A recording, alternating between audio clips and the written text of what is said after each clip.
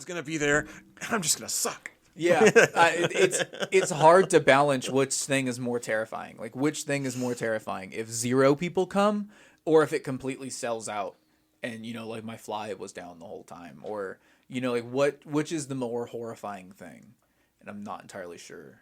I know. Well, you could say you had a good crowd. I mean, a long time ago, I intentionally came to Mary McCann, the DJ, had a poetry slam, and she had this poetry. Well, she had this event called the Arty Farty Party in Chandler, and so my roommate at the time and I were going to thrift shops, and I found this like leisure suit that was like lime green. It was just horrible. It was, but the whole idea was, if I look this stupid, I can't worry about anything else at that point, because I already look like an idiot, and I killed it. And so it was a great moment in my poetry career 25 years ago. So I've downhill ever since, I guess. But it was fun, and if I could, because I looked like a complete dork. No, it makes a lot of sense to me. Like, I mean, there's a lot of like little strategies like that, and I think one thing that I thought was cool this week on Twitter that I saw was like this author posted that no one came to her reading. Oh yeah. And then did you see that? Yes, and that became like a viral sensation. Yeah. So I wonder if we could do something similar, kind of piggybacking off of your story a little bit there. So what's one like horrific reading tidbit that you could share with people that might help like aspiring writers or people getting into writing to feel a little bit more confident about where they might be or how things might be going for them?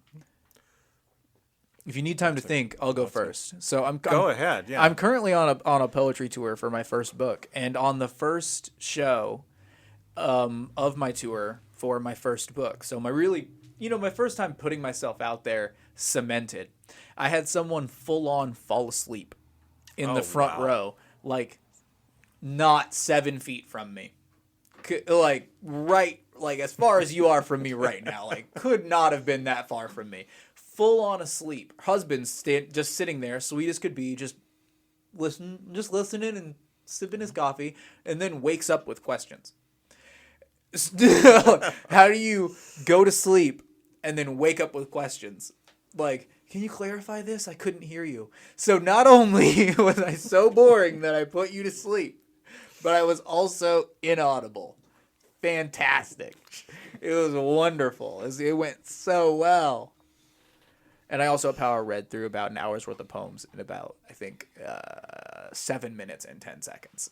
I read through all the poems so fast that the owner of the coffee shop didn't have time to come out and take a Instagram reel of me. Oh, jeez. So all there is, he was just making coffees. He didn't know I was going to be done that quick.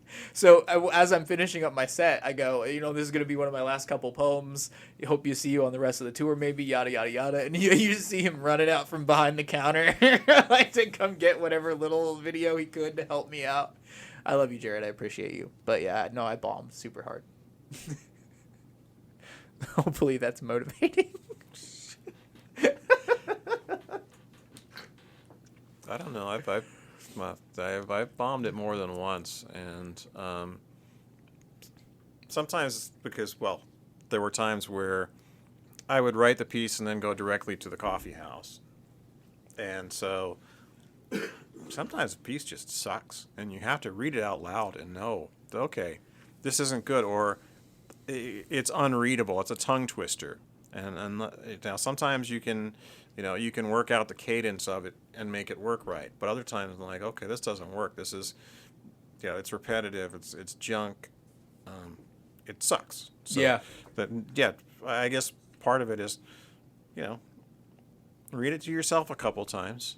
Decide, you don't have to be super critical of it. You don't have to say, what if they don't like it? But you can say, geez, is this hard to read? Are people going to get it? Do I understand it when I'm saying it? Yeah. Because you can always edit. I mean, there's a whole line of Ginsberg never edits his poems or whatever. But guess what? You should revise your stuff if you want to get up on stage and read it. Yeah. Yeah. And we're not Ginsberg, though. No, we're not. And I think most and he could just have been saying that. I mean, how is anybody going to know? Yeah, no. I mean, it would kind of line up with some of his contemporaries of the time. like the other people. You know, Kerouac, Yeah, stuff like that. yeah. But I mean, then the publishers edited that, so what does that really mean? I have the original scroll at home. It's completely unreadable. There's no breaking points. Like literally the second you have to put it down, it's amazing what happens to the brain when all of the structure of narrative and how it literally sits on the page goes away, how all the structure of narrative also goes away as well and starts to bleed. It's really hard, for me at least, when I close the original scroll, that when I open it back up again, to remember where the hell I am in the story. Because there's no paragraph breaks, so it's really hard to stop on the end of a thought. It's hard to tell where the end of a thought ever is because there's no paragraph breaks and there's no sentence breaks, and it's just nonsense. Speaking on the original scroll and why we edit poems. Yeah, yeah, exactly. So I think I have a few poems that really work for me on the page, but do not work for me at all when read out loud. And I think that's another thing that's been disappointing for me on this poetry tour is some of my favorite poems on the page I don't like at all out loud, and some of my favorite poems out loud I don't like on the page. And reconciling those is just... Well, yeah, and getting back to the whole 25 years ago in Austin, check your microphone before you get up there, because I was on a hot mic and nobody could understand a word I was saying. Oof. And then Patricia Smith went and ripped on me.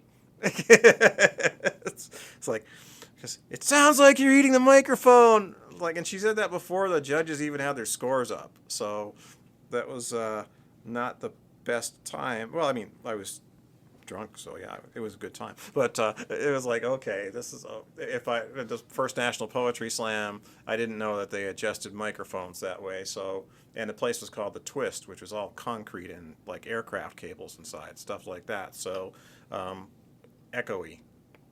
Oof. If I just known, hey, you can stand back far away enough from the microphone and people can still hear you, or because later on at other poetry slams at nationals, they would let you check the microphone so you could stand up there and talk into it, and that made a world of difference. Like, okay, this is a hot mic and this is not a hot mic, so you know where to stand. Fair enough. There's your advice, aspiring poets. You have any favorite books of 2022?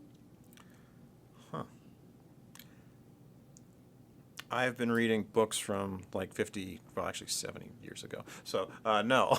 Yeah, same. I read this, there's this book I read in 4th grade called The Cricket in Times Square, and I found it at Bookman's, and so, well, of course, I bought it and read it again. It's amazing that, you know, you read something when you're not in 4th grade, it's like, well, this is an interesting book, because it seemed like it was more of a metaphor for the author, that, you know, because it's like the cricket gets, you know, caught in a picnic basket in Connecticut and ends up in Times Square, as opposed to like the writer was from Connecticut and ended up in New York. So when you understand the metaphor a little bit more of, okay, it's like he's a fish out of water, but he kind of thrives there. That's cute. Did it have like that familiar fable-like quality? I would say so, yeah. Yeah, he makes friends with a mouse and lives in a newsstand, and the mouse is a friend with a cat, and yeah, it was a good book. That's adorable. I'm reading nothing new. I think I'm reading a book that's 5 or 6 years old. No, it's got to be older than that now. But it's the founder of BJJ Globetrotters, which is an organization that does jiu-jitsu camps all around the world for people to travel to and train and stuff. It's his book about how he started the organization after one of his friends committed suicide, and how that kind of inspired him to start this organization. That's a great read. And then I'm also reading Confessions of a Yakuza, which is awesome. That book is cool. Definitely not a new book of 2022, but that book is awesome. A friend gifted it to me a while back, and I've started it a couple of times, and this is the furthest I've gotten in it. So I'm cranking through to the finish line on this one. I tend to read multiple things at a time, and sometimes I don't always finish. Has he got to cut off any of his own fingers yet? No, not yet. Not quite yet. It's a good text, though.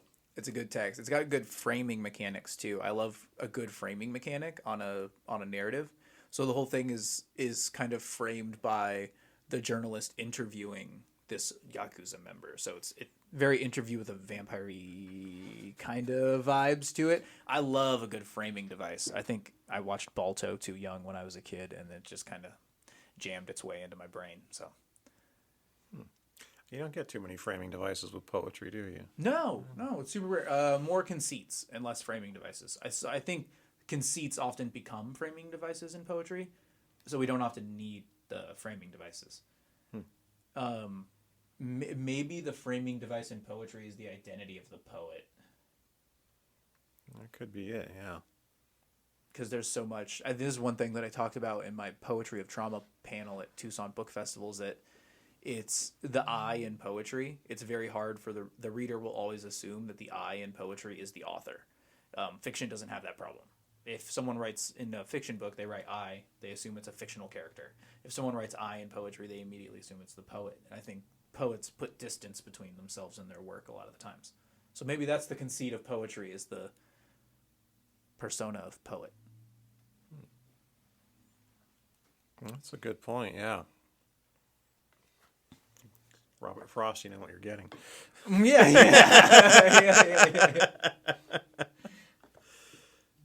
Okay. Anything else we wanted to cover? Old business, new business? All right. Well, anytime you'd like to hear us, join us online at brickcave.media. Our BC Book Club supporters can enjoy extra episodes and other great advantages. Details at our website. Thank you again for listening, and we'll drop in again soon. Bye.